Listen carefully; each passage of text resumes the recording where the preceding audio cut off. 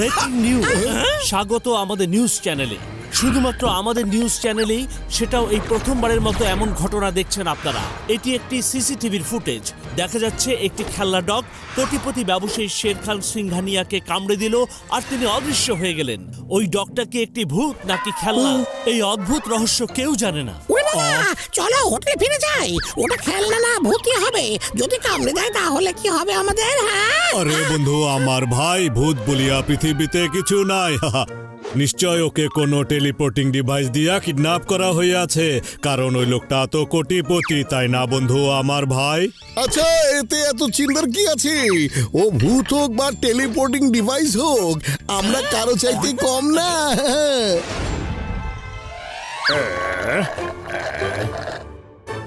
শোনো, আমার এই শয়তানি মাথায় ঝড়ের মতো একটা আইডিয়া চলে এসেছে।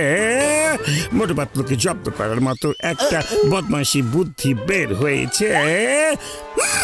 বাহ ওস্তাদ, বাহ, কি সুন্দর কবিতা বলেছেন। কবিতাকে ছাড়ো আর সেই বিজ্ঞানীকে খোঁজো যে কিডন্যাপারদের টেলিপোর্টিং বানিয়ে দিয়েছে। বের করো এখানে কে সবচেয়ে বড় বিজ্ঞানী। ঠিকানা সহজে পেয়ে যাবার কথা তোমাদের। তাড়াতাড়ি যাও।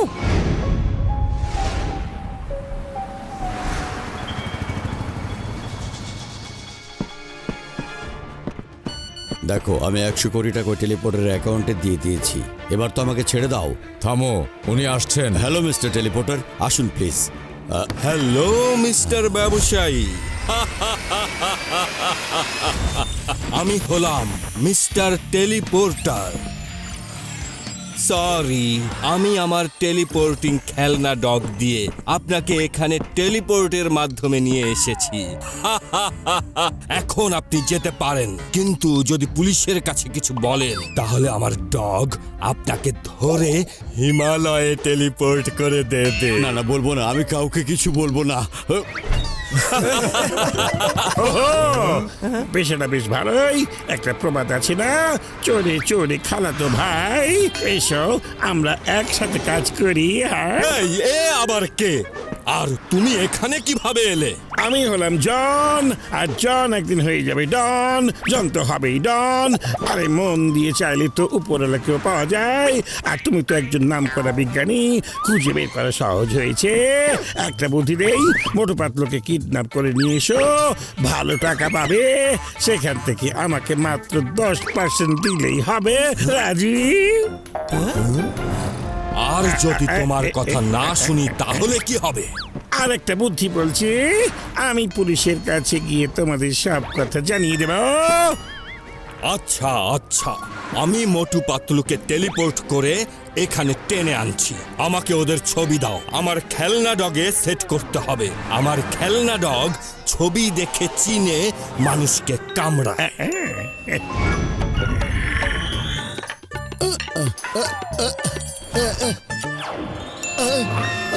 আরে কি সুন্দর ডাগি, লক্ষ্মী লক্ষ্মী গুলি গুলি গুলি। দেখো তো, এ তো সেই খেলনা ডগ। পালাও! তাড়াতাড়ি চলো।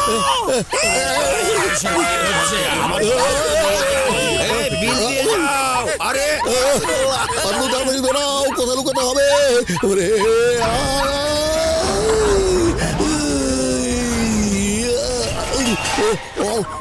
পাতলু, খুব ভালো হয়েছে। আমরা অন্ধকার ঘরে ঢুকে পড়েছি, এখন আর বাইরে যাব না। আরে মোটো, আমরা বাইরেই আছি। তোমার মাথা হাড়ির ভিতরে ঢুকে গেছে, আর তার উপর বসে আছে ডগিটা।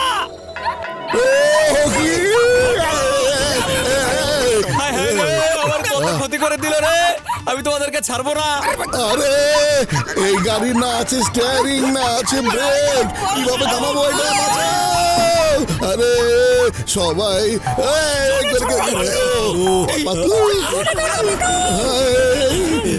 আরে চলে এসেছে সবাই, এবার এখান থেকে পালাও, জলদি বাঁচাও।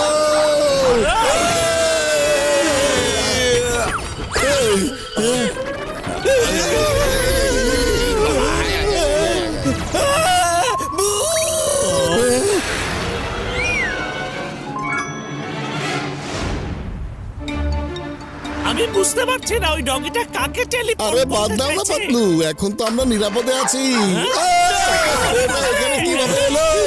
ওহো, মোটু পাতলু, বাইরে থেকে পেয়েছি তো এখানে এসেছো, কিন্তু এখন যাবে কোথায়? আচ্ছা, তাহলে এই সব কাজ তোমার, তাই না? ওর পেছনে তুমি আছো, হ্যাঁ?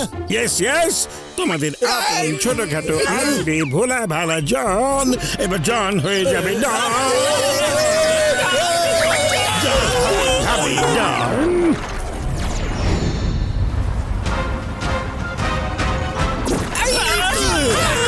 এসো এসো মোটু সাহেব, পাতলু সাহেব। সেই কখন থেকে তোমাদের অপেক্ষা করছি। অনেক সময় নষ্ট করেছি তো। প্রত্যেকের কাছ থেকে 100 কোটি টাকা নেব, তাহলে 5 জনের কাছ থেকে পাবো 500 কোটি টাকা। তাহলেই ছাড়বো, আর তা না হলে ডগির কামড় খাইয়ে হিমালয়ে পাঠিয়ে দেব। কি? আরে 100 কোটি তো দূরের কথা, আমাদের কাছে তো 1 কোটি টাকাও নেই। আমরা সত্যি কথা বলছি, বিশ্বাস করো।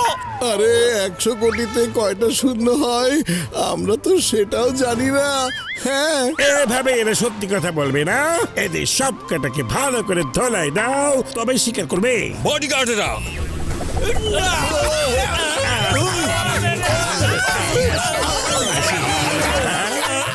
বলেছি তো আমাদের কাছে কোনো কিছু নেই, একেবারে সত্যি কথা।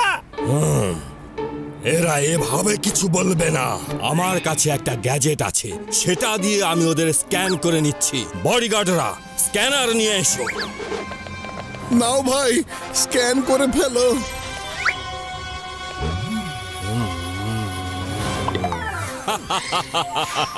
আমি পড়ছি। হ্যাঁ, এসব কি? 4 জোড়া কুর্তি, 4 জোড়া পায়জামা, 2 জোড়া জুতা, যার মধ্যে একটা জুতার নিচে ছিদ্র আছে। আর ওটা কি? একটা লাল ছেঁড়া কুর্তা। পাতলু, আমার সেই লাল ছেঁড়া কুর্তাটা বাসায় আছে না? হ্যাঁ হ্যাঁ হ্যাঁ আছে তো, দেয়ালের র্যাকের উপরে তাকে আমি লিখে দিয়েছি। আরে আগে বলবে তো, আমি কতদিন ধরে ওটা খুঁজছি। ও thank you very much sir. Mister teleporter, এই লোকগুলো খুবই ভয়ঙ্কর। ওদের সব টাকা পয়সা কোথাও লুকিয়ে রেখেছে। এদের আবার আচ্ছা মতো ধোলাই দাও। গাগা, আক্রমণ। কি আমাদের পাবে? এই নাও,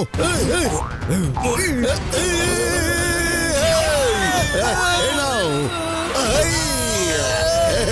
নাও নাও। বাস, হয়েছে হয়েছে, অনেক হয়েছে। এবার তুমি জনকে স্ক্যান করবে। আসল ধন সম্পদ তো ওর কাছেই আছে, হ্যাঁ। একদম ঠিক কথা, ও আপনাকে ফাঁসিয়েছে।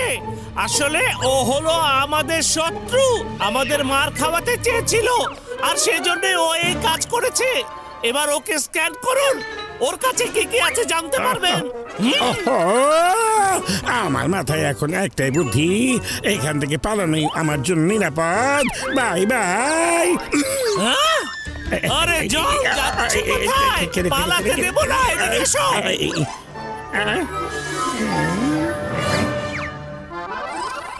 আম গাছের নিচে গহনার বাক্স, পেয়ারা গাছের নিচে ব্যাংকের 100 কোটি, পানির ট্যাঙ্কের নিচে হীরার বাক্স, ট্যাঙ্কের ভিতরে ওরে বাবা রে, ওর কাছে তো অনেক সম্পদ আছে।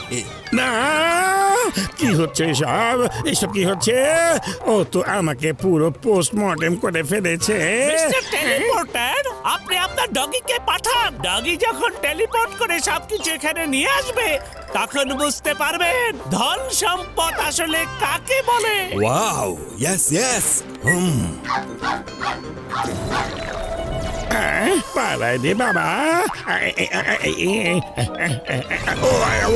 বাবা, আরে, পৃথিবীর সব চাইতে ধনী লোক আমার হাতের কাছেই ছিল, আর আমি কিনা 4টা কুর্তি আর 2 জোড়া জুতার মালিককে ধোলাই করছিলাম। বিজ্ঞান কত এগিয়েছে, কিন্তু মানুষ চেনার মতো বুদ্ধি আমার এখনো হলো না।